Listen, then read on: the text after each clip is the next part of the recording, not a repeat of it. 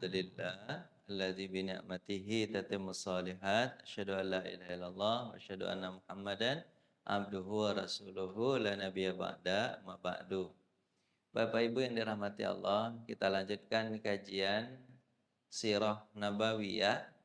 Sekarang kita sudah masuk tahun kedua Hijriyah. Jadi Nabi Muhammad SAW ketika ketika sudah sampai ke kota Madinah, kemarin kita udah bahas bahwa Nabi Muhammad membentuk undang-undang. Maksudnya mempertama undang-undang antara kaum muslimin dengan kaum muslimin. Isinya undang-undang tersebut atau orang menyebutnya dengan Piagam Madinah sebanyak 23 pasal. Intinya diantaranya adalah kaum muslimin sesama muslimin harus saling membantu. Kalau ada yang kelaparan harus diberi makan. Ada yang ditawan harus sama-sama dilepaskan. Kayak gitu-gitu isinya.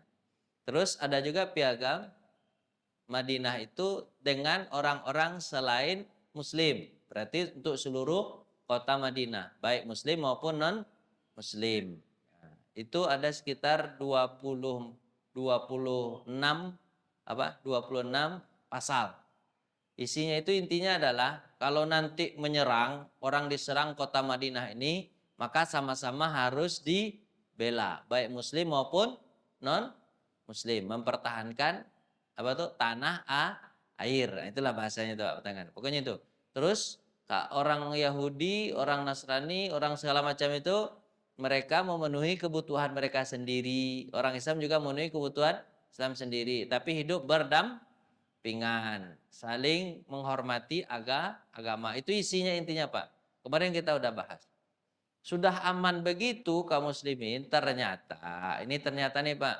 Ternyata orang-orang Quraisy tidak senang dengan keadaan kota Madinah yang ditata rapi oleh Nabi Muhammad SAW. Ternyata orang Quraisy sakit hati, mereka akhirnya datang ke kota Madinah untuk mengacaukan Nabi Muhammad dan para sahabat. Jadi gitu Pak. Jadi ini maka temanya adalah penyebab perang Badar. Ini sebenarnya sudah diawali semenjak Nabi hijrah itu sebenarnya. Cuma tapi mereka itu melakukan banyak sekali makar-makar yang mereka lakukan. Ada mereka datang kemana Pak? Ini pertama nih Pak. Nih Bapak lihat. Jadi siapa sih yang pertama memulai perang itu siapa sebenarnya? Nabi Muhammad udah pergi ke kota Madinah. Ya Pak ya. Sampai ke kota Madinah. Udah menghindar dari kota Mekah. Tapi tetap saja orang Mekah mengejar Nabi ke kota Madinah. Dengan cara apa? Ini cara yang pertama. Orang Quraisy berusaha memerangi kaum muslimin dan mereka melakukan kontak dengan Abdullah bin Ubay bin Salul. Ketika itu dia masih belum muslim. Dia belum muslim Pak ini. Dia masih non muslim, agama patung. Jadi orang Quraisy melakukan dialog dengan apa Pak? Dengan Abdullah bin Ubay. Ketika itu dia masih non muslim. Jadi orang Quraisy itu Pak marah dia. Kenapa dia marah? Karena Nabi Muhammad mendapatkan tempat yang aman di kota Madinah. Jadi Nabi aman di kota Madinah. Kelihatan Pak ya? Nah, ya kan. Aman di kota Madinah. Jadi nggak senang. Apa yang membuat orang Quraisy kenapa nggak senang Pak? Karena Nabi udah pergi jauh. Kenapa Pak dikejar juga Nabi itu Pak? Kenapa berusaha juga Nabi itu untuk diintimidasi kemudian kalau bisa dibunuh? Kenapa Pak? Apa yang menyuruh orang Quraisy itu sampai berbuat sampai segitu Pak? Karena Nabi udah pergi. Ayo jawab Pak. Kenapa Pak? Karena Nabi udah pergi. Harusnya kan kalau seandainya memang Nabi itu adalah perusuh di Mekah atau provokator di Mekah, sekarang Nabi itu udah pergi dari kota Mekah. Kan harusnya orang Mekah senang ya Pak ya. Tapi udah Nabi di kota Madinah tetap aja mereka recokin Pak ya. Recokin. Nah, mereka buatlah apa Pak mereka buat Pak? Kesepakatan dengan Abdullah bin Ubay bin Salul. Jadi mereka menulis surat. Orang Quraisy menulis surat ditujukan kepada Abdullah bin Ubay bin Salul. Apa isi suratnya, Pak? Isi suratnya adalah, hai Abdullah bin Ubay bin Salul, kau kan akan diangkat sebelum Muhammad datang ke kota Madinah, kau akan diangkat menjadi pimpinan kota Madinah. Tahu-tahu Muhammad datang, akhirnya kau tak jadi diangkat jadi apa? Pemimpin kota Madinah. Kau kecewa kan? Digini-giniin, Pak. Kecewa kan? Kalau kau kecewa, ayo bersekongkol dengan kami untuk membunuh Muhammad. Gitu, Pak. Disitulah Abdullah bin Ubay bin Salul terpedaya, dia mau. Akhirnya, baik, diaturlah strategi. Gimana caranya? Pak lihat. Isi surat. Isi surat sama siapa, Pak? Orang-orang Quraisy. Sesungguhnya kalian telah menampung orang-orang di antara kami. Maksudnya siapa, Pak? Nabi Muhammad. Demi Allah, kami benar-benar akan memeranginya. Dan kalau tidak, kalian usir dia dari tempat kalian. Atau biarkanlah kami mendatangi tempat kalian dengan mengerahkan semua kekuatan kami hingga kami menghabisi kalian dan menawan wanita-wanita kalian. Maksudnya menghabisi Muhammad dan menawan wanita-wanitanya. Jadi kami akan datang nih rencananya nih. Kata siapa, Pak? Kata orang Quraisy. Kami akan perangi, atau kalau enggak kami merangi, sebaiknya kalian usir Muhammad dan sahabatnya dari mana? Dari kota Madinah. Atau biarkan kami datang ke kota Madinah, kami sendiri yang akan membunuh Muhammad dan menawan wanita-wanitanya. Itu sih suratnya, Pak. Untung Nabi Muhammad dikasih tahu sama Allah Subhanahu wa taala. Abdullah bin Ubay sudah mengumpulkan sahabat-sahabatnya, teman-teman koleganya. Dikumpulkan, ayo kita sama-sama. Kan sekarang orang Quraisy mau memerangi Muhammad nih, kan untung kita nih, gitu kan? Muhammad udah jadi pimpin segala macam, sekarang kita ambil alih pemimpin kota Madinah. Kalau seandainya apa, Pak? Orang Mekah dapat menyerang Muhammad, biarkan aja, ayo, gitu kan. Dikumpulkan sahabat-sahabatnya. Untung Nabi Muhammad tahu isi surat tersebut. Akhirnya Nabi Muhammad mendatangi apa, Pak? Tempat Abdullah bin Ubay bin Salul mengatur strategi. Bersama Nabi Muhammad diatur strategi. Lalu Nabi Muhammad pidato di tengah-tengah mereka. Apa kata Nabi Muhammad? Dikumpulkan rekan-rekannya. Ada Abdurrahman bin Ka'ab, riwayat hadis Nabi, sahabat Nabi, menuturkan, ketika surat itu sudah dibaca oleh Abdullah bin Ubay, ya kan? Beserta rekan-rekannya, para penyembah berhala, mereka berkumpul untuk merangi Nabi. Akhirnya mereka ngatur strategi. Tapi Rasulullah mendengar masalah itu. Lalu Rasulullah pergi menemui mereka sambil berkata, rupanya Quraisy telah mengancam kalian. Sesungguhnya mereka ingin memperdayai kalian yang lebih besar daripada tipu daya yang hendak kalian timpakan kepada diri kalian sendiri. Kalian sendiri yang menghendaki untuk membunuh anak-anak dan saudara kalian. Maksudnya gini, kalian biarkan orang Quraisy membunuh kami, ya kan? Kalian bersekongkol dengan dia. Tahu nggak kalian orang Quraisy itu gimana? Kata siapa? Kata Nabi Muhammad. Kalau kami sudah kalah, kami mempertahankan Madinah ini, kami kalah nanti pun kalian akan diambil harta kalian. Kemudian kalian juga akan dibunuh. Itu strategi Quraisy. Kata siapa? Kata Nabi Muhammad. Jadi bukan kami saja yang mati, nanti kalian juga habis. Untung sahabat-sahabat Abdullah bin Ubay bin Salul ini sadar. Akhirnya perkumpulan itu bubar. Kalau enggak, Pak, udah jadi itu. Selesai itu Nabi Muhammad. Habis dengan sahabatnya. Bapak paham? Pak, ibu-ibu takut nih. Bapak diam aja. Paham ya, Pak ya? Karena kecepatan ya subuhnya ya. Jadi masih itu ya, masih apa, Pak? Masih linglung aja bawanya, Pak ya. Bapak paham kan? Benar nih. Lanjut nggak nih? Ya harus ditanya-tanya begitu. Kalau nggak dibuat tidur saya. Setelah mendengar itu mereka pun bubar. Ternyata hadis ini riwayat siapa, Pak? Abu Dawud. Ternyata dari hadis ini, Pak. Terus ternyata menyuarakan tekad untuk melakukan perlawanan di Masjidil Haram. Jadi setelah itu Sa'ad bin Mu'az pergi ke Mekah untuk melakukan umroh. Ini siapa, Pak? Sa'ad bin Mu'az siapa, Pak? Ini cikal bakal perang nih jadinya, Pak. Jadi bukan langsung ujuk-ujuk perang, enggak. Orang Quraisy duluan. Ngapain orang Quraisy, Pak? mengirim surat lah. Tapi sebelum ini ada kejadian sebelum ini. Apa itu Pak? Orang Quraisy setiap pagi, setiap petang menyuruh orang, baik orang Quraisy datang sendiri atau orang-orang munafik, orang-orang Madinah tiap hari ngapain Pak? Melempar Nabi rumahnya dengan anak panah dan tombak. Rumah Nabi gimana Pak kalau dulu Pak? Pakai dinding begini atau ini apa Pak? Pelepah kurma aja. Jadi kalau dilemparkan anak panah, kira-kira masuk nggak ke dalam rumah Pak? Masuk. Pas kaget Nabi. Panah-panah. Tombak. Kan? Setiap pagi petang Pak, diteror rumah Nabi itu Pak. Akhirnya sahabat pada takut Pak. Jangan-jangan nanti kalau bisa kena Nabi meninggal dunia. Ya, tahu nggak Bapak siapa yang pertama menjadi sapam Nabi Muhammad SAW? Yang menjadi sapam Nabi itu namanya Sa'ad bin Abi Waqqas. Sebenarnya Pak? Sa'ad bin Abi Waqqas. Mendengar itu, dia datang ke rumah Nabi. Siang malam dia jagain rumah Nabi itu. Supaya tidak ada orang yang melempar anak panah. Itulah. Nah, ini jagain rumah Nabi itu Pak. Supaya nggak ketahui siapa yang melempar. Jagain terus. Akhirnya, udah lama dia jaga Pak. Nggak tahu berapa lama dia menjaga. Tapi udah lama dia menjaga. Baru turun ayat Al-Quran. Apa turun? Wallahu ya'simuka minan nas. Wahai Muhammad, nggak usah dijagain rumah kamu, kata Allah. Karena sesungguhnya Allah lah yang menjagamu. Ayat itu turun.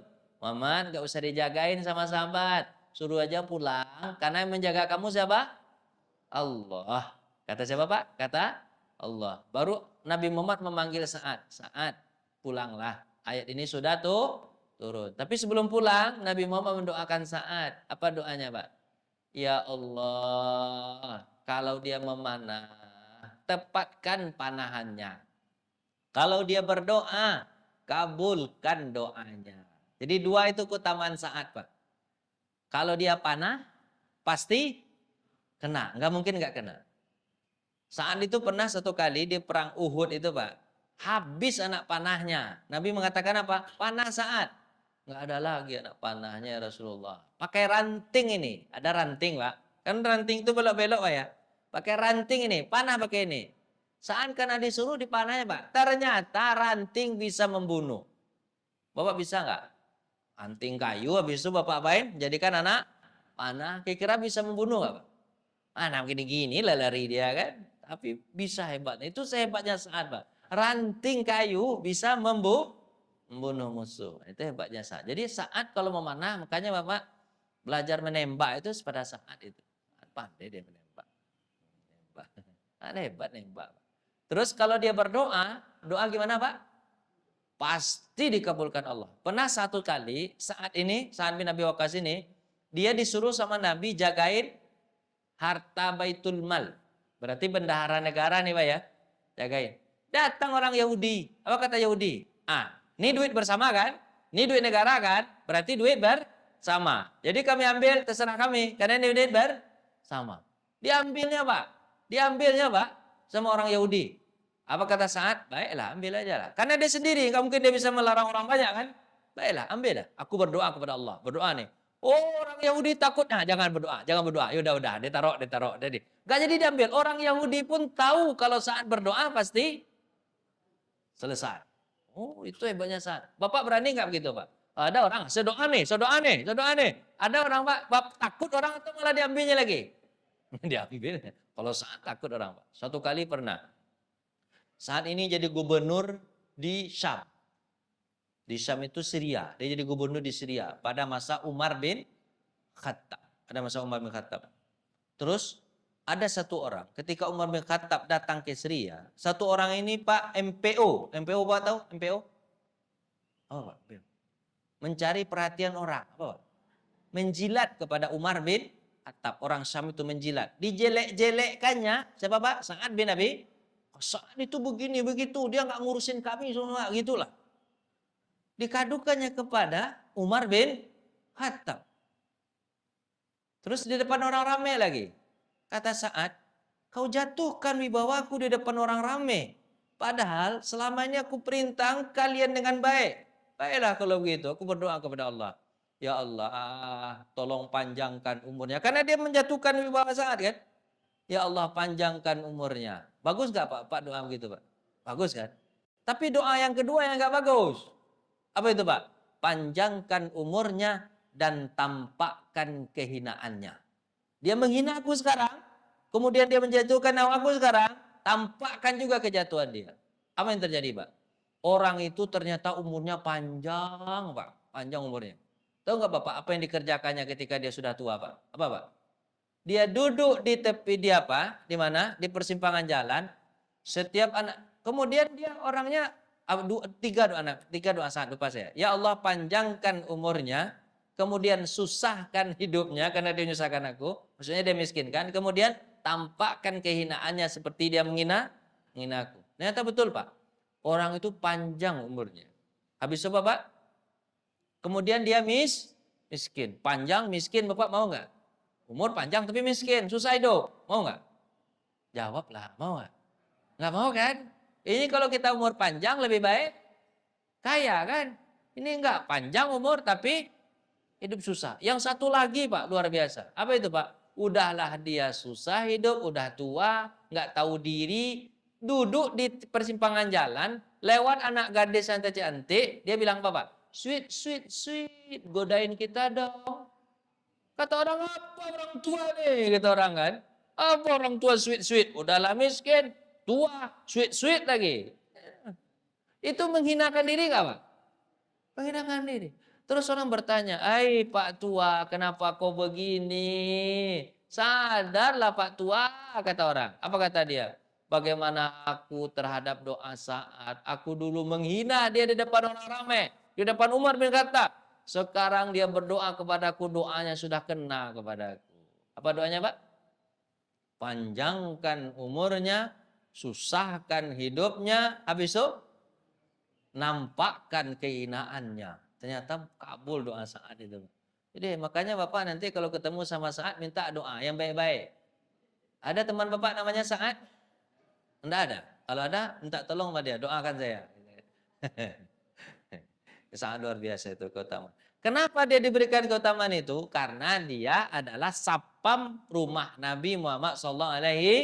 Sapam bahasanya, keaman. Itu orang Mekah begitu kan. Terus apa lagi Pak? Ini cerita lagi. Ini namanya Sa'ad bin Mu'az, bukan Sa'ad bin Abi Waqqas, tapi siapa? Sa'ad bin Mu'az. Sa'ad bin Mu'az ini pimpinan kota Madinah dari suku Aus. Jadi Pak, suku Aus itu pimpinannya Sa'ad bin Mu'az. Suku Khazraj pimpinannya Sa'ad bin Ubadah. Ada bingung lah Bapak, ngafal. Pimpinan Aus siapa namanya Pak? Sa'ad bin Mu'az. Suku Khazraj pimpinannya apa? Sa'ad bin Ubadah. Sama juga Sa'ad. Sahabat Nabi yang dibawa Nabi dari kota Mekah namanya Sa'ad bin Abi Waqqas. Udah banyak nama kan? Namanya siapa Pak? Sa'ad. Baca Sa'ad namanya, cuma beda ya. Ini namanya Sa'ad bin Ubadah, pimpinan kaum Aus. Dia pimpinan Aus. Dia pergi umroh. Pergi Bapak, pergi umroh. Umroh itu Bapak, kan dari dulu kan orang haji umroh kan ada kan? Cuman apa bedanya umrohnya orang dulu dengan umrohnya orang sekarang? Kalau umrohnya orang Quraisy dulu telanjang. Tapi Sa'ad bin Mu'adz ini dia nggak telanjang. Terus bedanya umrohnya di bacaan. Tawaf juga, sa'i juga, cuman bedanya di bacaan. Kalau bacaan orang apa? Orang Quraisy itu, orang jahiliyah itu bacanya labbaik Allahumma labbaik. Sama ya Pak ya? Ya Allah, aku penuhi panggilanmu, aku penuhi panggilanmu ya Allah. Ini Pak ya? Labbaik Allahumma labbaik. Labbaik la syarika laka labbaik. Aku penuhi panggilanmu ya Allah dan aku tidak menyekutukanmu dengan yang lain. Itu kan doanya kan?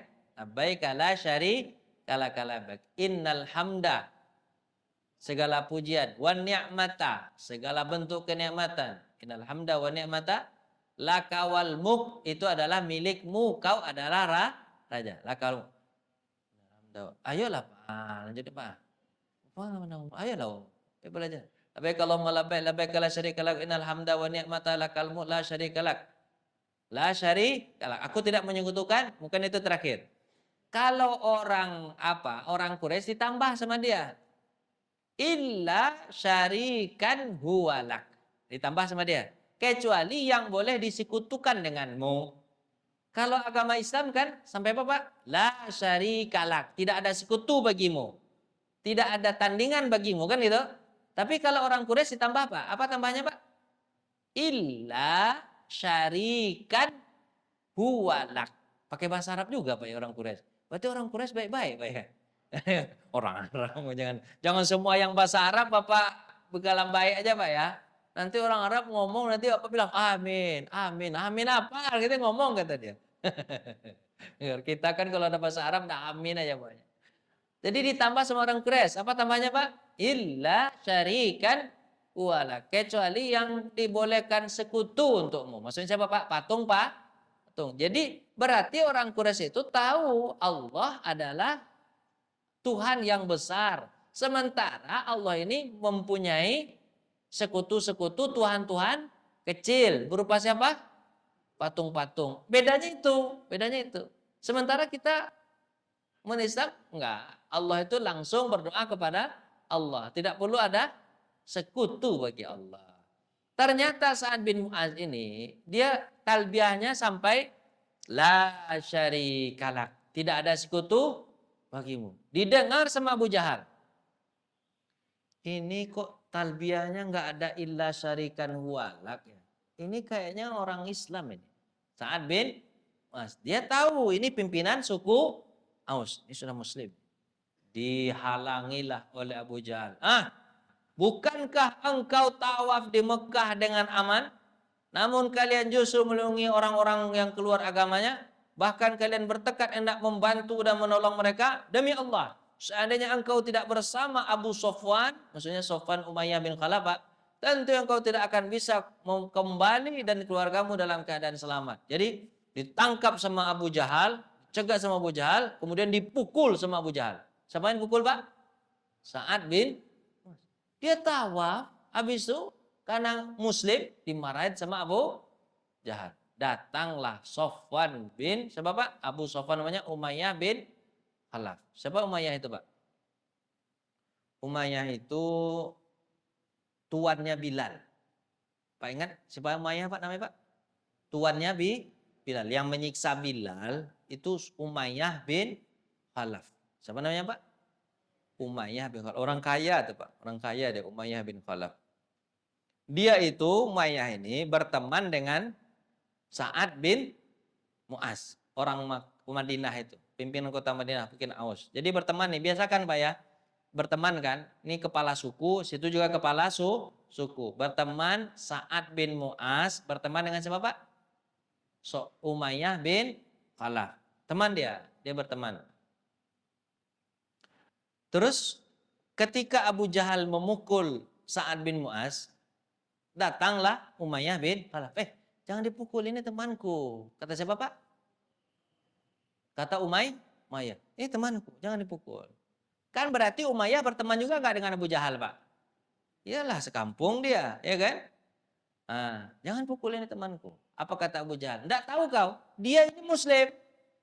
Kata siapa Pak? Abu Jahal. Aku pukul. Tapi ini temanku. Kata dia jangan dipukul. Terus apa kata Sa'ad bin Mu'adz? Hai Sa'ad, hai Umayyah, kau kan temanku, ya kan? Sekarang bantu aku terhadap orang ini, Abu Jahal ini. Bantu aku. Apa kata Abu Jahal juga? Umayyah, kau bantu dia, enggak bantu aku. Sementara kita sekampung, kau teman sekampung, itu teman jauh. Bantulah aku. Kata siapa Pak? Kata Abu Jahal. Bingunglah Umayyah bin Khalaf. Siapa yang harus kubantu nih? Sa'ad bin Mu'adz atau Abu Jahal? Bingung dia. Pas bingung, apa yang terjadi? Akhirnya dia membantu Abu Jahal. Dibantunya Abu Jahal. Dipukulin kan? Tentu gak bisa melawan ini Sa'ad bin Mu'adz. Orang berdua orang mukul. Habis. Dah capek mereka mukul berdua. Terus ternyata Umayyah bilang, udah cukup. Udah cukup. Habis cukup itu, apa kata Sa'ad bin Mu'adz? Demi Allah. Wahai Umayyah bin Khalaf, kau temanku dulu, tapi sekarang kau me and. Biasa gitu. Udah selesai. Tapi ingat, aku pernah mendengar Nabi Muhammad SAW bersabda, satu saat nanti kami akan memerangimu dan kamu akan terbunuh di perang itu. Kata siapa Pak? Kata Sa'ad bin Mu'az kepada Umayyah bin Khalaf. Apa kata dia Pak? Aku pernah mendengar Nabi Muhammad, karena kejahatanmu sampai memerangi Nabi ke kota Madinah, sekarang kami umroh kalian begini juga. Aku pernah mendengar Nabi bahwa kami akan berperang dengan kalian dan di situ kalian akan meninggal dunia, terbunuh. Umayyah pas mendengar itu kaget, mati kah? Mati kah? Kata dia kan? Dia itu Pak lebih percaya omongan Nabi daripada omongan orang. Pasti mati nih, pasti mati nih. Takut dia semenjak itu Pak. Akhirnya dia halangi Abu Jahal untuk memukul. Kemudian apa Pak? Dia pergi. Setelah pergi dia berpikir panjang. Nanti dia meninggal dunia di perang Badar ini Pak. Umayyah bin Khalaf. Umayyah bin Khalaf meninggal dunia di perang Badar. Aslinya Umayyah ini nggak mau ikut perang di perang Badar itu. Aslinya nggak mau ikut dia. Cuma Abu Jahal yang selalu apa Pak? Ngajak-ngajak terus. Kata Umayyah, aku nggak ikut. Istri juga menyarankan begitu. Bang jangan ikut perang ya. Mati abang nanti. Kan Nabi Muhammad sudah menjanjikan bahwa bang akan terbunuh. Jangan ikut ya bang ya. Iya bang nggak ikut, kata dia kan. Datanglah Abu Jahal ke rumah. Siapa Pak? Umayyah. Dia bawa ini buhur. Buhur itu Pak wangi-wangian yang biasa kan di apa Pak? Yang di asap-asap itu kan orang Arab gitu kan. Buhur itu namanya buhur. Wangi-wangian. Tapi wangian-wangian perempuan dibawa sama dia. Dibakar sama dia dalam rumah itu. Kemudian diasap-asapin, dikeliling-kelilingi siapa Pak? Umayyah. Apa kata Umayyah? Ini parfum perempuan. Kenapa kau kasih sama aku? Kata siapa Pak? Umayyah. Apa kata Abu Jahal? Kamu kan perempuan, kata Abu Jahal. Kenapa aku perempuan? Kau nggak mau ikut perang, kan perempuan. Kata siapa? Sakit hati Umayyah. Apa perempuan? Aku laki-laki, kata siapa? Aku ikut perang, kata siapa Pak? Kata Umayyah. Itu kerjaan Abu Jahal, Pak. Kerjaan Abu Jahal, Pak. Dikompor-komporin begitu, akhirnya Pak ikut juga perang. Terus kata istrinya, Bang, jangan ikut. Abang nggak ingat. Nabi Muhammad mengatakan, abang terbunuh di situ nanti. Enggak. Aku ikut sebentar aja, paling beberapa kilo, habis itu aku balik, kata dia kan. Yang penting ngina-inaan ini hilang dulu. Tapi tahu nggak Bapak, setiap pemberhentian Abu Jahal selalu mendekati Umayyah. Umayyah, mau kemana? WC, biasa ikut, kata dia. Dipepetin terus Umayyah itu. Hingga Umayyah tidak punya kesempatan untuk balik. Oh, itu Abu Jahal, kejahatnya Abu Jahal begitu Pak. Dipepetin terus. Sebab kalau Umayyah pulang, banyak nanti pasukan yang ikut pulang. Karena kepala suku dia. Dipepetin terus Pak sama Abu Jahal Pak. Sampai di Badar nggak bisa berbuat apa-apa lagi. Ikut perang ternyata. Dan memang terbunuh di situ. Siapa yang bunuh Pak? Bilal bin Rabah. Siapa Bilal? Tuannya budaknya Umayyah dulu. Dia yang menyiksa Bilal. Kalau tidak dibebaskan oleh Abu Bakar, mati Bilal. Untung Abu Bakar bisa membebaskan Bilal. Tapi sekarang berbeda. Derajat sudah sama di medan perang. Berkelahi sama Umayyah. Ternyata Bilal menang. Itulah ceritanya. Jadi nama-nama tadi itu hafal Bapak semua tuh? Cuman nama-nama. Jadi pusing lah Bapak ngapalin nama dia. Dengan suara nyaring saat menanggapi. Apa kan? Demi Allah, jika engkau menghalangiku saat ini, pasti aku akan menghalangimu dengan cara yang lebih keras lagi dalam perjalananmu melewati penduduk Madinah. Hadis riwayat Bukhari. Kita akan berperang nanti. Kata siapa Pak? Sa'ad bin Mu'az. Akhirnya betul kan nanti tadi perang? Ternyata ini dari hadis. Quraisy mengancam kaum muslimin. Ini macam-macam Pak. Tadi sudah ngirim surat sama Abdullah bin Ubay bin Salul. Habis itu Sa'ad bin Mu'az diapain Pak? Dipukulin ketika umrah. Rumah Nabi diapain Pak? diteror, dipanah segala macam. Banyak kerjaan orang Quraisy itu, banyak kerjaan dia. Terus apa? Orang-orang Quraisy mengirim utusan kepada muslimin, menyampaikan pesan. Ini langsung surat kepada Nabi. Tadi beraninya surat kepada sesama penyembah berhala, Abdullah bin. Ini langsung surat kepada Nabi. Apa sih surat itu kepada Nabi? Janganlah kalian bangga terlebih dahulu, karena kalian bisa meninggalkan kami pergi ke Yasrib. Kami akan mendatangi kalian, lalu merenggut dan membenamkan tanaman kalian dan halaman rumah kalian. Ancaman gak, Pak? Nabi baik-baik aja di kota Madinah, mereka kirim surat begini macam. Ya kan? Rasulullah menyadari ancaman itu, menyebabkan mata beliau sulit untuk terpejam. Oh, ternyata serius orang Quraisy nih untuk membunuh kita. Kita udah jauh masih aja dikejar. Kata siapa, Pak? Kata Nabi Muhammad. Hadis dari Aisyah. Pada malam pertama kedatangan Rasulullah di Madinah, beliau tidak bisa tidur. Beliau bersabda, seandainya malam ini ada seseorang yang soleh dari sahabatku yang mau menjagaku, saat itu pula ada terdengar suara. Namanya siapa, Pak? Siapa itu? Ini Sa'ad bin Abi Waqqas yang saya ceritakan tadi. Jadi ternyata di malam pertama udah dipanah-panah terus. Akhirnya datanglah Sa'ad bin Abi Waqqas. Aku merasa khawatir terhadap keamanan Rasulullah. Kata siapa, Pak? Kata Sa'ad.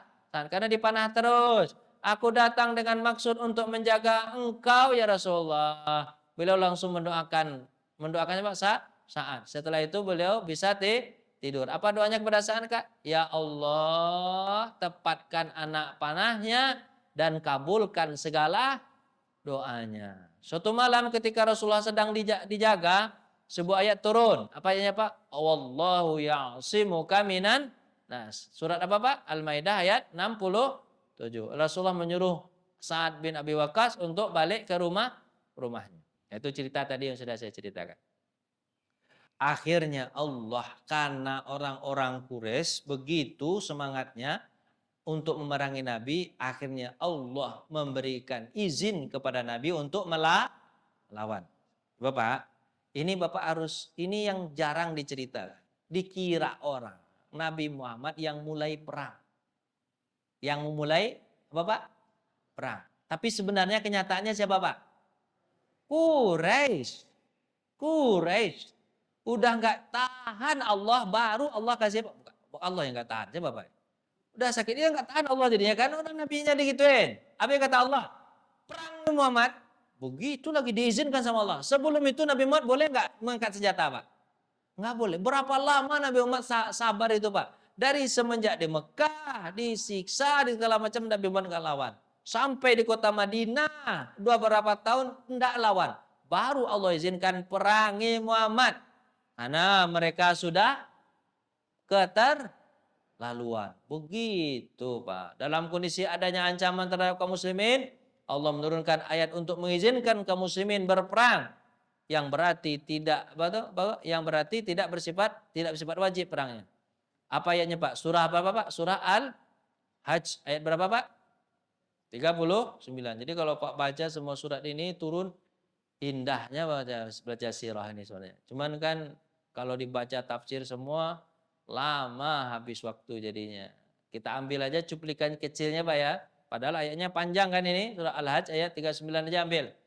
Telah diizinkan berperang bagi orang-orang yang diperangi karena sesungguhnya mereka telah dianiaya. Dan sesungguhnya Allah benar-benar maha kuasa menolong mereka. Kata Allah SWT, diizinkan. Baru saja itu diizinkan untuk melawan. Izin berperang yang dimaksud menyalahkan kebatilannya. Kemudian turun lagi surah Al-Hajj ayat berapa, Pak? 4. Jadi surat itu ternyata tidak urut turunnya, Pak. 39 dulu, habis itu surat ayat 4-nya. Apa itu? Orang-orang yang jika kamu teguhkan kedudukan mereka di bumi, niscaya mereka mendirikan sholat, menunaikan zakat, menyuruh berbuat ma'ruf, mencegah dari perbuatan yang mungkar. Jadi, Pak, tujuan berperang adalah amar ma'ruf nahi mungkar. Kalau sudah selesai, maka selesailah perang. Nah, itu Allah katakan begitu. Muhammad, perangi sampai kau bisa menegakkan keadilan di muka bumi, amar ma'ruf nahi mungkar. Semenjak itulah Nabi Muhammad SAW mengatur strategi untuk melawan. Kayaknya Bapak capek ya Pak. Pak Ibu, Bapak tanyalah Pak. Saya sendiri aja dari tadi. Tanyalah. Tanya Ibu, tanya Bu. Bu boleh bertanya nggak Bu? Nah, Ibu, tanyalah Bu. Kerasin suara Ibu dikit. Ada Ibu nggak? Tuh mic ada tuh Pak. Tanyalah Pak. Nganggur aja mic itu kasihan lah mic itu ditaruh di situ. Ah iya Pak, silakan Pak.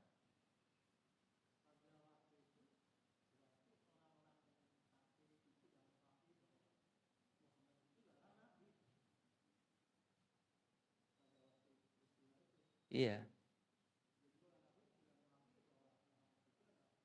Ya. Yang tahu benar Muhammad itu nabi, yang tahu betul Pak ya, itu adalah orang ahli kitab. Orang Yahudi dan orang Nasrani. Sementara kan kalau apa Pak? Kalau orang Quraisy, mereka kan nggak punya kitab. Jadi mereka nggak tahu betul itu adalah nabi. Tapi mereka udah dapat informasi dari siapa? Orang Yahudi dan orang Nasrani. Betul Pak ya? Sebenarnya orang Quraisy sudah tahu Nabi semenjak Nabi kecil. Bapak ingat nggak Nabi Muhammad pergi ke Syam berdagang sama pamannya Abu Thalib. Apa kata orang Nasrani pendeta Buhaira sampai di Buhaira itu Pak? Apa kata dia Pak? Ini yang kau bawa ini Nabi. Kata siapa Pak? Kata orang Nasrani kan? Kan ada tanda-tandanya kan kita belajar dulu kecil tuh. Tapi saya nggak ngajarin itu Pak ya, karena udah lewat diajarin sama Pak Arifin Wanegoro ya. Enggak lewat. Jadi gini Pak, jadi pendeta itu sudah tahu di kitabnya bahwa ini tahun-tahun Nabi muncul, lahir Nabi gitu, udah dituliskan gitu. Terus setiap hari dia itu mengamati kapilah-kapilah dagang.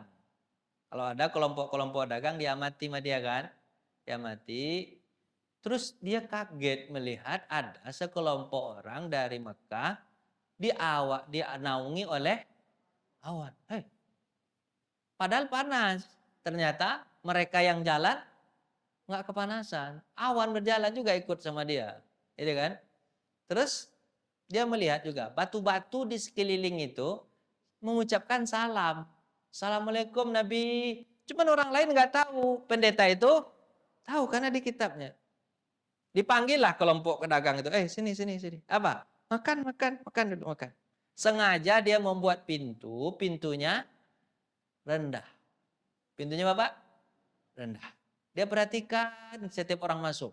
Setiap orang masuk, nunduk. Karena pintunya rendah. Terus semua orang masuk, kok nggak ada? Pintunya jadi melebar begitu, gitu kan? Berarti dulu. Ditanya sama dia, kalian yang datang ini masih ada sisa nggak orang di luar? Ada, kata orang. Ada. Siapa? Anak saya. Kata saya Abu Thalib. Kenapa dia di luar? Karena dia jagain barang dagangan sama onta. Nanti gantian, biarin di luar dulu.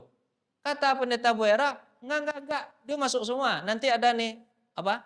Sapam saya untuk mendengarnya. Suruh sapam sana. Panggil orang itu, anak muda itu. Ternyata pohon yang awalnya begini Pak. Di itu daerahnya Buhairatu Yordania. Sampai sekarang pohonnya masih ada. Pak lihat nanti di YouTube namanya Syajaratu Ashabin Nabi. Pohon sahabat Nabi. Jadi masih ada pohonnya sekarang Pak. Berarti usianya sudah berapa itu Pak? Pohon di padang pasir hanya satu-satunya pohon. Pohon itu kan biasanya kalau apanya Pak? Kalau daunnya gimana Pak? Kan ke atas kan? Ini enggak, ketika Nabi duduk di pohon itu untuk jagain onta dan barang-barang, pohon itu jadi kayak payung. Memayungi Nabi. Hah? Pohon kok berubah gitu kan? Ada panggil, nak masuk dalam, masuk. Pintu yang kecil, tahu-tahu menjadi lebar. Nabi enggak menunduk, karena Nabi itu enggak boleh tunduk kepada orang. Dia Nabi itu hanya boleh tunduk kepada Allah. Melebar pintu. Hah? Kata pendeta Buhaira, ini kayaknya nih, tapi kecil, berusia 12 tahun. Habis itu bertanyalah pendeta Buhaira kepada Abu Thalib. Siapa anak ini? Anakku, kata saya, Abu Thalib. Enggak, dia bukan anakmu. Dia sudah yatim piatu. Kata siapa Pak? Pendeta. Kenapa kau tahu? Tahu aku dalam kitabku. Terus kata dia, ini Nabi. Kata siapa? Ini Nabi terakhir. Setelah Nabi Isa alaihi salam di kitabku menyebutkan itu. Namanya Ahmad. Betul? Ya, namanya Muhammad. Terpuji, kemudian orangnya terpuji. Sifatnya Ahmad, orangnya Muhammad. Terpuji. Apa kata pendeta Buhaira? Boleh aku melihat apa Pak? Pundak sebelah kanannya. Kenapa untuk dilihat? Karena di situ ada stempel kenabian. Tidak ada satupun nabi kecuali di sebelah kanannya ini ada apa Pak? Stempel kenabian.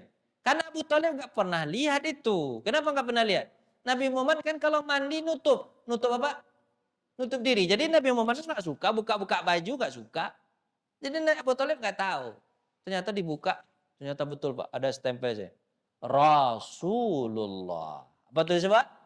Utusan Allah. Makanya Bapak nanti kalau masuk surga, lihatlah. Tak tolong sama Nabi, Nabi coba lihat di sebelah kanan itu ada nggak? Pasti ada, yakin saya ada, yakin. Kalau Pak masuk surga, tapi kalau masuk neraka Pak tak bisa lihat itu. Ini surga insya Allah bisa Pak dia. Ada tanda. Rasulullah. Dilihat ternyata betul Pak. Tertulis apa Pak? Rasulullah. Apakah pendeta Buhaira bawa pulang anak ini? Sebab kalau tahu sama orang Yahudi ini adalah Nabi, pasti dibunuh. Bawa pulang. Akhirnya Abu Thalib bawa pulang, kafilah tetap jalan. Saya menyatakan Pak, banyak nggak orang menyaksikan perkataan itu? Orang Quraisy. Banyak. Berarti mereka udah tahu kan? Walaupun tidak langsung mereka membaca kitab, tapi mereka sudah dapat informasi dari orang Nasrani. Dan itu juga ada hikmahnya. Apa hikmahnya? Harusnya orang Nasrani itu mengakui Nabi Muhammad menjadi Nabi Rasulullah. Tapi mereka nggak mau aja. Banyak Pak. Nanti ketika Nabi diangkat menjadi Rasul. Awal diangkat menjadi Rasul. Kemana Khadijah membawa Nabi? Ke Waraqah bin Naufal. Siapa Pak? Waraqah bin Naufal. Waraqah bin Naufal agamanya apa? Nasrani. Apa kata Waraqah? Kau nabi terakhir yang ditunggu-tunggu. Kalau aku masih kuat ketika kau diperangi, aku ikut berperang denganmu. Cuman sebulan habis itu meninggal Waraqah. Kalau enggak Pak, itu jadi pengikut Nabi Muhammad SAW. Cuma sebulan habis itu meninggal. Usianya sudah 80 ketika itu. Jadi kan dia Bapak, berapa kali Nabi Muhammad SAW dinyatakan sebagai Nabi. Dan itu dilangsung oleh orang-orang Nasrani dan orang Yahudi. Yahudi juga tahu bahwa itu adalah Nabi. Nanti ada dialog orang Yahudi nanti Pak. Siapa dialognya? Ubay apa tuh? Ubay apa tuh? Siapa namanya? Sofiyah binti Huyai bin Akhtab. Ya bin Akhtab itu nanti istri Nabi kan ada namanya Sofiyah dari Yahudi. Sofi yang masuk Islam, saya masuk Islam. Ayahnya siapa Pak? Huyai bin Akhtab. Apa kata Sofia? Dulu ketika aku masih gadis bersama ayahku, pamanku bicara kepada ayahku. Hai Huyai. Huyai ini jadi pimpinan Yahudi nih Pak. Huyai, bukankah yang datang itu Nabi yang selama ini kita tunggu? Apa kata Huyai? Benar, itu Nabi yang selama ini kita tunggu. Kau salah? Enggak salah lagi. Betul kan? Betul. Kalau begitu kita masuk Islam. Apa kata Huyai? Aku nggak akan masuk Islam. Kalau aku masuk Islam kan jadi anak buah dia. Aku pantang jadi anak buah. Kata siapa Pak? Kata Huyai. Terus kan dia Nabi yang selama ini kita tunggu. Enggak, aku nggak akan masuk Islam. Kata siapa Pak? Kata Huyai. Terus apa sikapmu? Sikapku akan memerangi dia. Kalau nggak dia mati, aku yang mati. Itu siapa bilang Pak? Yahudi, orang Yahudi. Berarti dia tahu nggak itu Nabi? Allah menggambarkan dalam Quran. Hum ya'rifunahu kama ya'rifuna abna'ahum. Mereka mengenal Nabi seperti mereka mengenal anak kandung mereka sendiri. Bapak kenal nggak dengan anak kandung Bapak? Kenal banget lah. Berarti mereka kenal dengan Nabi seperti mengenal anak kandung mereka sendiri. Cuman mereka engkar. Panjang jawaban saya jadinya Pak. Jadi gitulah Pak ceritanya Pak. Nah, Pak, sedikitnya cerita. Habis ini Pak ada beberapa 2 slide lagi boleh Pak? Cepat-cepat aja Pak. Izin untuk berperang. Sikap diambil kaum muslimin adalah dengan cara menunjukkan kekuasaan terhadap jalur apa Pak? Awalnya dalam pedagang Quraisy mengambil rute dari Mekah ke Syam untuk menunjukkan kekuasaan. Rasulullah telah memilih 2 langkah. Langkah pertama, mengadakan perjanjian kerjasama dengan orang-orang yang ada di sekitar apa Pak?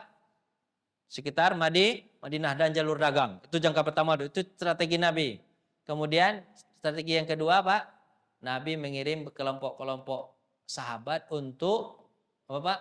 Mencegat kafilah dagang kafilah dagang orang Quraisy. Ini kan sudah perang nih ceritanya nih. Kalau perang berarti Pak menyempitkan gerakanmu musuh. Ini strategi nih Pak. Strategi kan begitu Pak ya. Gimana Pak kalau perang itu strateginya apa Pak?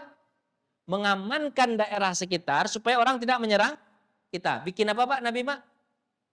Perjanjian-perjanjian. Kita jangan saling serang ya. Walaupun kalian tetap di agama kalian, tapi jangan serang kami ya. Jangan serang kami ya. Kami fokus untuk musuh kami. Siapa namanya Pak? Quraisy. Habis itu menyempitkan gerak apa Pak? Gerakan musuh. Kan gitu cara metode perang kan begitu Pak. Iyain aja, iya gitu Pak. Ah iya itu biar cepat nih Pak. Akhirnya Nabi memutuskan itu. Oh bukan itu. Akhirnya Nabi mengirim-ngirim apa Pak? Pasukan. Tujuannya apa Pak? Tujuannya apa Pak? Kirim itu Pak. Memata-matai satu, kemudian mengambil barang dagangan kalau bisa. Untuk melemahkan ekonomi. Jadi perang itu yang paling penting jangan bunuh dulu. Yang paling penting Pak, lemahkan ekonominya, kemudian dia takluk. Nah, itu strategi Nabi gitu Pak. Melemahkan ekonomi. Makanya Bapak kalau ingin berperang dengan orang, jangan perangi dia dalam kondisi ekonominya lagi bagus. Tunggu ekonominya Bapak hancur, masuk Bapak aman nggak? Jawablah. Ya itu strategi Nabi. Ya, strategi Nabi Pak. Tapi Pak, Nabi itu ngambil-ambil barang dagangan kayak gitu-gitu tuh, apakah perampok Nabi itu Pak? Merampok nggak Pak? Kan menurut Bapak kan merampok tuh kan? Enggak, itu enggak merampok. Salah satu strategi. Kemudian Pak, barang dagangan yang didagangkan oleh orang Quraisy itu milik kaum muslimin. Kaum muslimin kan ninggalin rumah. Betul enggak Pak? Ninggalin onta kan enggak bisa bawa apa-apa. Banyak kan badan ketika hijrah kan bisa bawa. Itu diambil-ambil sama orang Quraisy, diperjualbelikan sama dia rumah orang tuh. Diperjualbelikan sama dia onta-onta orang tuh. Diperjualbelikan sama dia sawah-sawah orang tuh. Diperjualbelikan apa yang ditinggalkan sama kaum muslimin. Jadi kalau Nabi ngambil lagi, boleh nggak Pak? Ya boleh lah, itu duit kita. Contohnya misalnya, Bapak nih bawa sandal ke masjid. Bawa sandal masjid. Tahu-tahu hilang. Habis itu 3 hari berikutnya nongol sandal Bapak. Bapak ambil atau enggak Pak ambil? Ambillah. Karena itu adalah sandal Bapak. Perlu enggak Bapak cari? Siapa yang ambil? Siapa yang ambil? Siapa yang ambil? Perlu enggak? Enggak perlu. Sebab kalau Bapak cari-cari, siapa yang ambil, siapa yang ambil, siapa yang ambil, berkelahi Bapak nanti dengan orang tuh. Ambil aja bawa pulang. Itu mencuri enggak Bapak namanya? Bukan. Itu bukan mencuri, mengambil hak lagi. Gitu Pak ya. Kecuali kau begini disebut mencuri ya tuh. Hilang sandal Bapak. Swallow. Pulang-pulang Bapak ganti dengan Neckerman. Itu mencuri namanya tuh. Hilang sandal, ngambil sandal orang. Itu mencuri namanya itu. Tapi kalau ngambil sandal sendiri itu bukan mencuri. Itulah yang dilakukan Nabi Muhammad SAW. Besok kita lanjutkan Pak ya. Nah, siap. Makasihlah Pak mudah-mudahan. Jadi jangan anggap bahwa Nabi Muhammad itu yang memulai perang. Yang mulai perang siapa Pak? Quraisy. Akhirnya Nabi diizinkan untuk berperang. Baru Nabi mengatur strategi. 2 strategi Nabi. Yang pertama mengadakan perjanjian damai dengan orang-orang di sekitar. Kemudian yang kedua menyempitkan gerakmu musuh. Terutama masalah ekonomi. Tujuannya Pak, kalau sudah kolab ekonomi maka gampang menaklukkanmu musuh tanpa pertumpahan darah. Itu strategi perang. Jadi Bapak kalau ingin perang begitulah caranya. Jadikan kolab. Jadi sebenarnya kalau sekarang di Indonesia kalau dikejar nih bisa kolab nggak nih Pak? Bisa. Kenapa Pak? Ekonominya kayak gini. Emas berapa segram sekarang? Emas. Jawablah cepat. 3.500.000 segram logam mulia. Bapak nggak tahu ya? Tak tahu Bapak. 3.500.000 segram. Kalau ada yang menyerang kita Pak, kolab sudah. Makanya ekonomi itu sumber kekuatan sebenarnya Pak. Kalau udah kolab, hati-hati. Doa aja lah banyak-banyak. Terima kasih, mohon maaf atas segala kurangan. Tutup dengan baca alhamdulillahirrahmanirrahim. Doa kepada majelis. Subhanakallahumma bihamdika. Asyhadu an la ilaha illa anta astaghfiruka wa atubu ilaik. Assalamualaikum warahmatullahi wabarakatuh.